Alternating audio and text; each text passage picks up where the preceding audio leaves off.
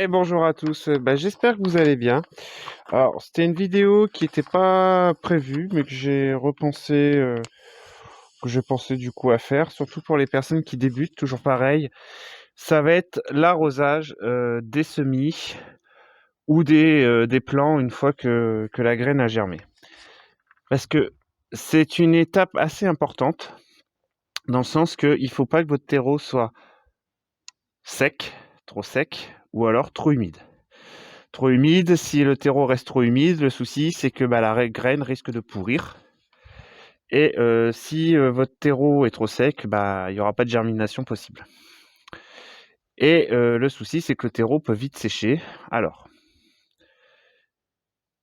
il y a une solution que j'utilise depuis quelques temps maintenant.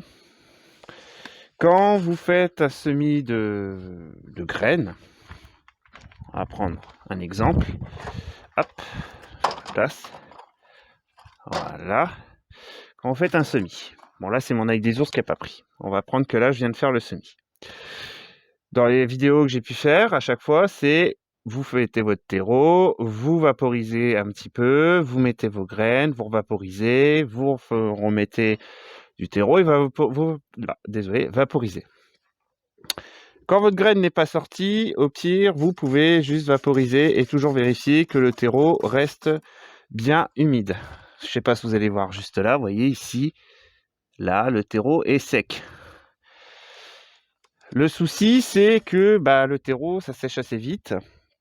Donc, moi, personnellement, maintenant, j'utilise le système, ce qu'on appelle le système du bassinage ou du trempage. C'est en gros quelque sorte. Vous allez prendre votre plaque, par exemple alvéolée. Voilà. Vous allez prendre de l'eau, vous versez dans votre bac. Vous en mettez, vous n'hésitez pas à en mettre. Voilà.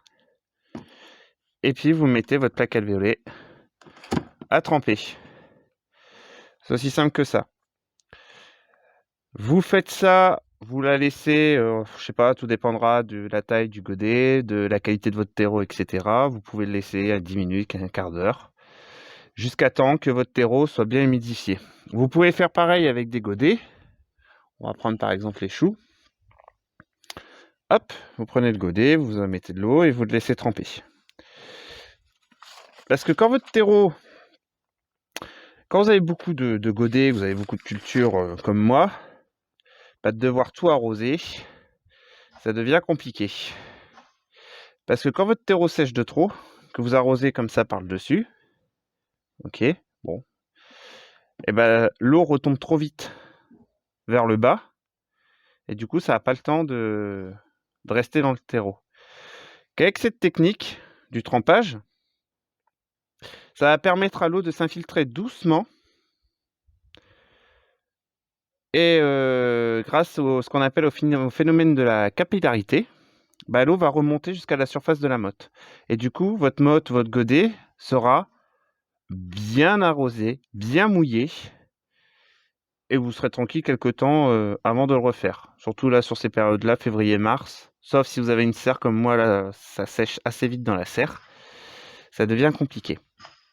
Donc, voilà, c'est une petite vidéo qui peut paraître complètement basique et idiote, mais pour moi, me semblait importante de faire pour expliquer aux personnes qui débutent, justement, comment garder le terreau bien humide et comment que l'arrosage se passe bien. Après, vous pouvez faire quand même le système d'arrosage par le dessus. Chacun fait ce qu'il veut comme il le sent. Ça, je suis toujours sur cette politique-là. Bon, allez, sur ce, je vous souhaite une bonne journée à tous.